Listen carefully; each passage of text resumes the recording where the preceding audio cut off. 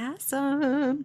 So, stuff about like how to tell if your spell went wrong and what to do to make sure your spell doesn't go Yeah, it wrong. doesn't fucking work. That's how you You know, know, and then nothing happens.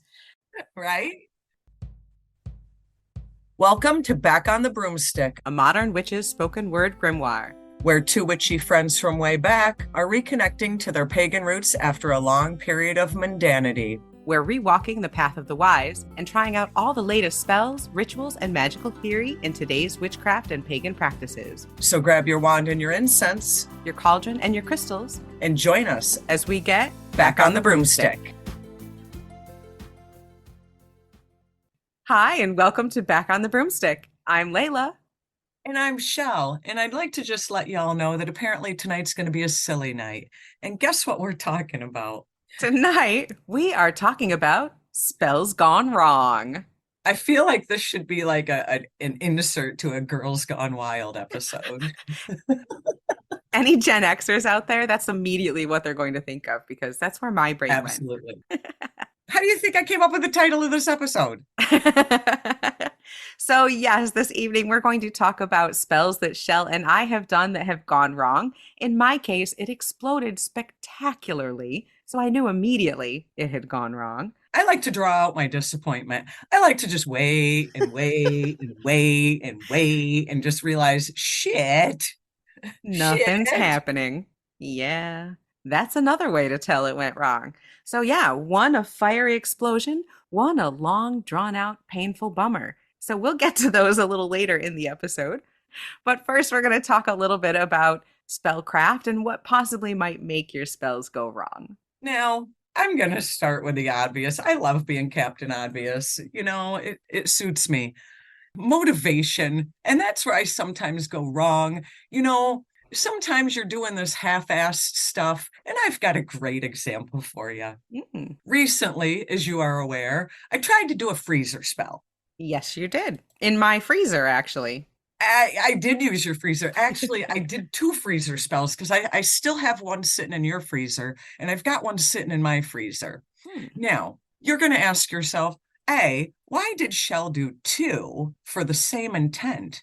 It's a good question. Why is she still lingering on this? I'm going to tell you why, folks, because I did that shit half-ass. I was busy and I was like, oh, I know what I'm doing. I got this. I'm just going to like throw this all together. And then I got shit to do. Yeah. And here I sit needing to do my third damn freezer spell on the same person. And I'm like, I wonder what went wrong. I'm half-assed. So lesson learned, need to get it together, need to regroup, need to do this in an actual real spell working manner, no half-assed bullshit, and put the actual time and intent into it that is needed for it to actually work.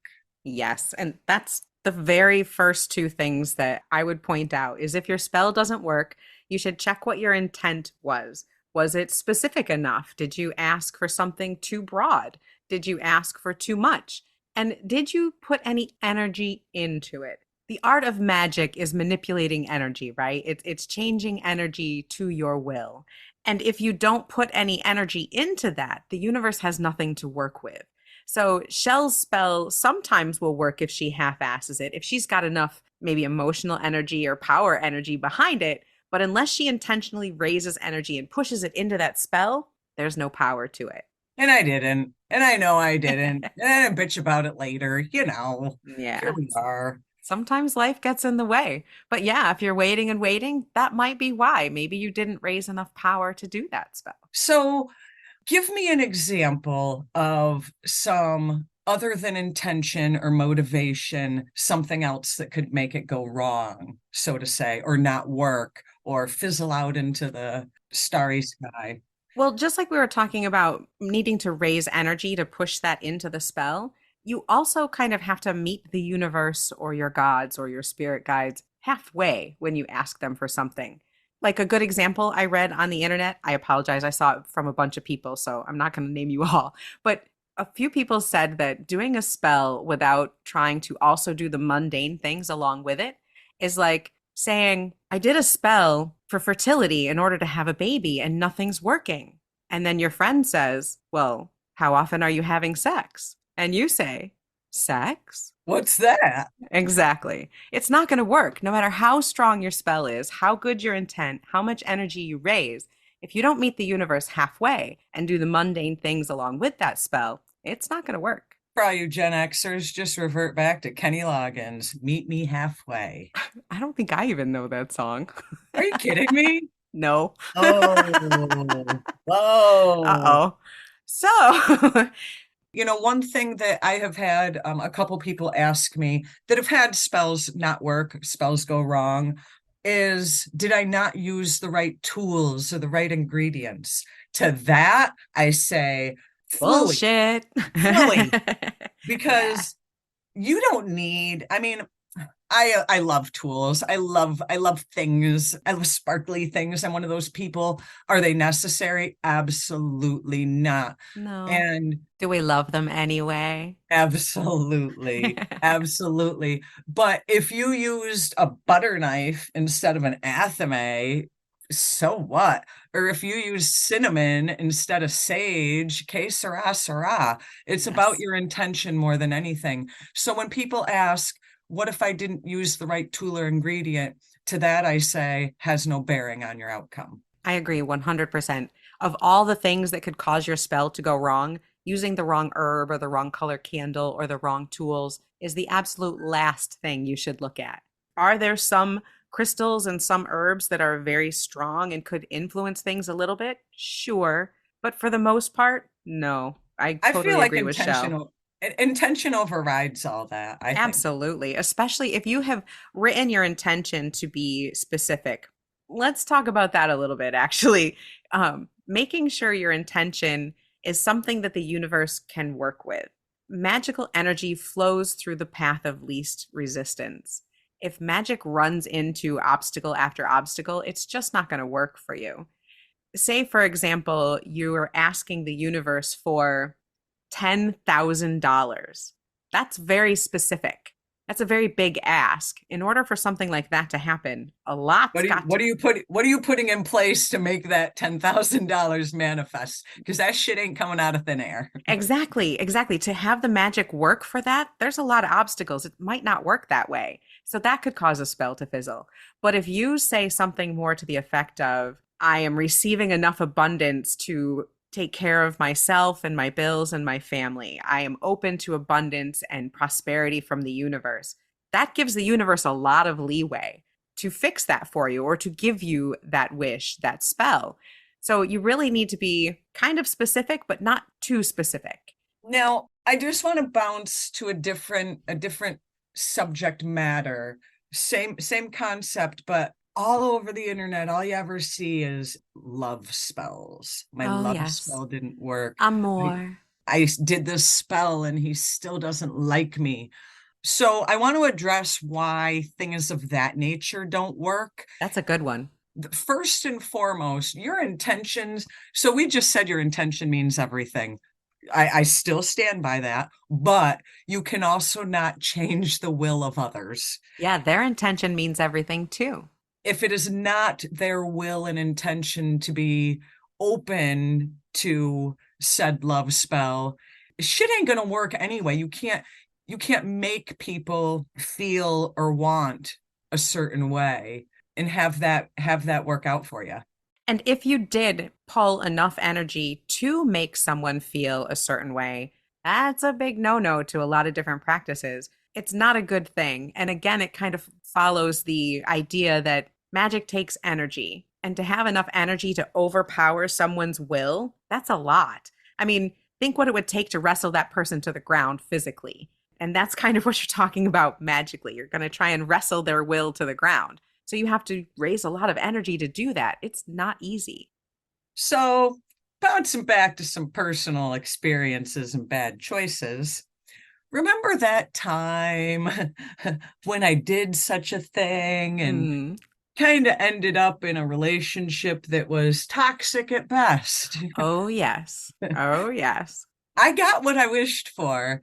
And, Man, did I regret it? What was I think? Why would I have done? I knew better. Why didn't you stop? What the hell? Come on, Where Layla. did you go wrong in the spell? What do you think you did that caused it to go bad? I directed it. It wasn't the idea of what I wanted. It was that I was directing it at a specific person. And the ship had kind of sailed with that specific person and I at that point, and I was trying to push an issue. And You got what you wanted. yeah, and 10 years later, I paid the price for it. Shit. Yeah. So yeah, in the moment, I was like, haha, that spell worked. And then I was like, what the flipping crap did I do? Why did I Yeah. put myself in that situation? Sometimes you have to be very careful what you ask for because you just might get it. Oh, lesson learned on that one. And that was probably what, 20 years ago now. I will never in my life ever do a love spell for anybody, me, friend, family, stranger. No can do, sister. Ain't happening because that shit it never works out. And just because you have enough power or energy to Doesn't mean you should manipulate, do it. exactly, exactly, doesn't mean it's going to work out for you or them. You wiped the tears, you know. Yeah, it was not a fun time. Not a fun time. So, for love spells, what can you do to make sure that they don't go wrong? Now, this is where I I love Practical Magic. Great movie. It is a great Um, movie. and that's a perfect example of a love spell that I would not shun. Oh, You yeah, that one scared me when I saw it. But it wasn't to a specific person. It was to the concept of I want this type of relationship and this type of love and this type of Oh, I thought you were talking about the woman who came to the back door and the ants were like, I'll get the pigeon, I'll get the oh geez, book. no. That And I that woman, and she said, I want him to love me so much he can't stand it, or something to that effect. And my heart just chilled. I got chills now thinking about it. That's scary. That's a scary level of love. That's not really what someone wants. you need therapy kind of scary. Right? That sounds like a recipe for a stalker or someone who's obsessed with you in an unhealthy, unfun way. No, no, I was talking about the Sandra Bullock love spell, you know. Oh, I want a man who has a talisman that's a star and and one blue eye, and one green eye. Yeah, like yeah. that kind of, you're not trying to manipulate a person's will. You are trying to bring a healthy relationship and love and emotional fulfillment and whatever the hell you define as happiness to you, and not, I want that person to feel this way about me. Well, it's funny you say that because the spell that I did that went spectacularly wrong was also a love spell, but it was that kind of love spell. So I'm going to tell you what I did. So, this particular spell, I decided I was going to write all the qualities down that I wanted in a lover. All right, Sandra Bullock. Right?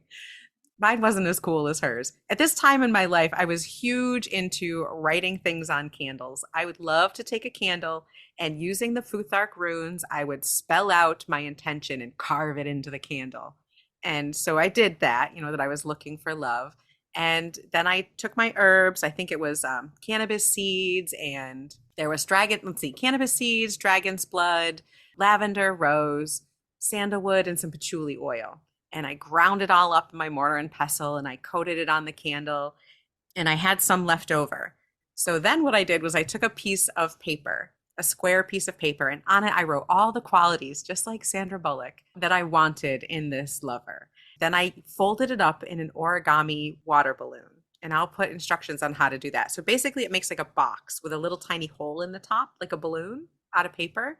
Like how we used to make little box notes in the late 80s, early 90s. Yeah, I follow you. Puffs up like a box. Yeah, yeah, Yeah, cool. yeah. Okay. So I poured the rest of the herbs inside this box that had all these qualities that I wanted in it. And while I'm doing my chanting and the candle is burning, I put this box on top of my incense charcoal and starts smoldering and the smoke is going. And I'm like, yeah, this is awesome. This is great.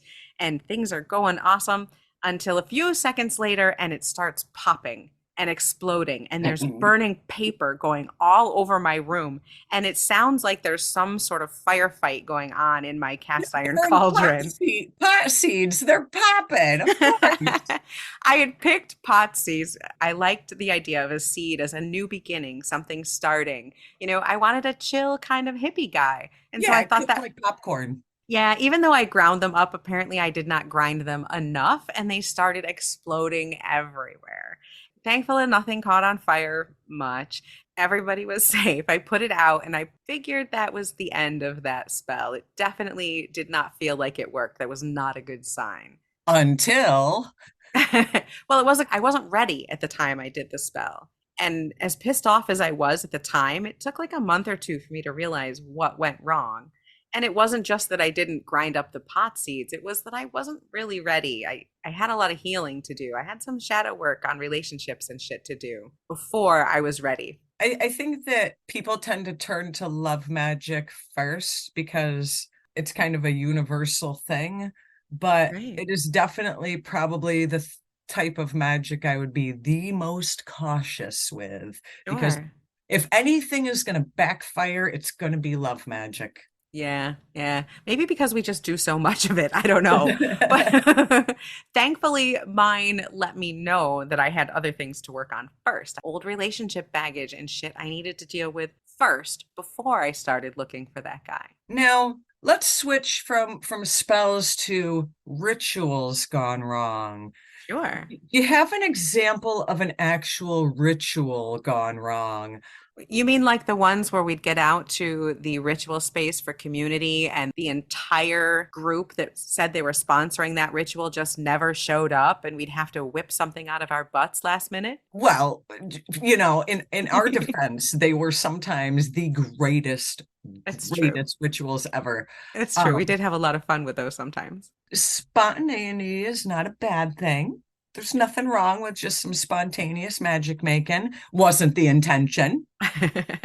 You get an invite to go to a ritual. You kind of expect there to be a ritual, but hey, Life things happens. happen. That's right. Yeah, like you said, they were often very, very fun. I don't want to say one that went wrong, but I do recall a ritual and it was definitely a more private ritual, so I won't go into detail, but somehow it ended up in giggle fits and what do they call glow stick fight in the woods? Oh, Yeah, okay. yeah, Yeah, I yeah. remember that one. Well, Yeah, yeah, okay. That's a good point. What if you're doing a ritual, a super serious ritual, and things get and silly. and things get silly? Somebody forgets their line, somebody starts laughing. What do? You You go go with with it. it. You just keep going. Yeah, I mean, Um, honestly, if that's where the energy's at, that's where the energy's at. And that should be, if you're advanced enough to be doing a ritual with a group of people, or even if you've just gathered a bunch of newbies and friends together and have decided to do rituals, someone's going to need to kind of step into that high priestess role. Whether that's your actual title or not, someone needs to watch the energy of the circle and kind of see where everybody's vibe is at, see where everybody's energy is flowing and keep it going in the direction where the circle goes. I mean, that's kind of the benefit, I guess, of having a high priestess or a group of people that you can work with, because then that person has worked with that type of energy.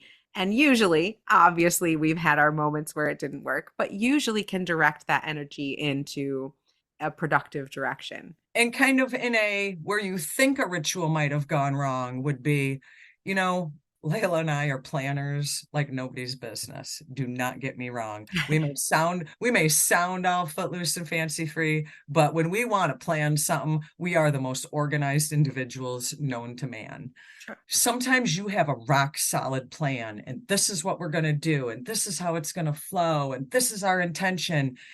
And that's all well and good. But then when you get the group together, the intention and the energy that you plan for isn't the intention and the energy of the moment. And you might think your ritual went wrong, but really all you're doing is redirecting and kind of accommodating for the mood and the energy to still stick with your base intention. So it's not necessarily that things go wrong, but I think flexibility is definitely something that if you're not flexible, you're going to think that you fail more often than you really do. I love that too for outcomes because a lot of times you'll do a spell or a ritual and the outcome will look very differently than Than you what you think it want. should. Yeah. Yeah. Maybe you asked for money and what you got instead was a new job. Sometimes what you ask for and what your intention is, you don't get it in the ways that you expect. Oh, yeah. For example, I know someone who had this car, shitty car, tons of problems. They were constantly hanging up little charms and things to make sure that the car worked great. Well, one summer night, car gets totaled. At first, they were like, why didn't my protection spells stop me from getting hit by this drunk driver? And then they realized that what they did get was an insurance check for a surprisingly large amount that allowed them to buy a way better, much safer, more reliable car. Not only did they get in a head on collision and walked away with just a couple bruises, but they were also able to get a completely new, much safer car. So, I mean, I know that's an extreme example, but sometimes things will look differently than you think it's supposed to, Interesting. right? I think that that's one thing that people don't realize. And again, another reason why people think that their spell is failing, because they are getting the result, but not in the form in which they expected, wanted, hoped for, whatever. You may do a love spell and put it out to the general universe and end up adopting a puppy 3 weeks later. Exactly. You asked for the love of your life. It's not my fault. It's a German Shepherd. Or maybe, a family member or someone that you haven't spoken to in a while will contact you and Right. will heal an old wound and rekindle that familial love. It might not be exactly what you ask for. And, actually, funny story, I had done a lot of intentional work when I had first moved to Salem, about getting back on the broomstick, ironically enough. And what ended up happening was you and I got this together as opposed to what I expected. You know what I'm saying? It I was like do, a I different see. outcome. Yeah, and okay, say here's an example of a spell that I did when I needed some cash. And so I did a quick spell and I just asked, I just need a little money to get me through. And I think I found a quarter outside the grocery store. But the fun part is I found a quarter on the ground every day for like a week. And it almost felt like the universe was fucking with me at that point. Well, then there's that aspect of ritual and spell work. Sometimes it's just not time, you know? And sometimes the universe will kind of put the brakes on what you're doing because you're not ready, you're not in the right position, you're not in the right spot, you're not mentally prepared, whatever the case may be. Sometimes the universe is like, whoa, whoa, whoa, you could be doing all the spell work you want, but it ain't your time yet, and there's nothing you can do. Yeah. Sometimes you're working with your deity and you're asking for, okay, let's say the love of your life. And your spell blows up because you're not ready for the love of your life. You're not in the right headspace or the right emotional space for that. So they're going to make that spell not work.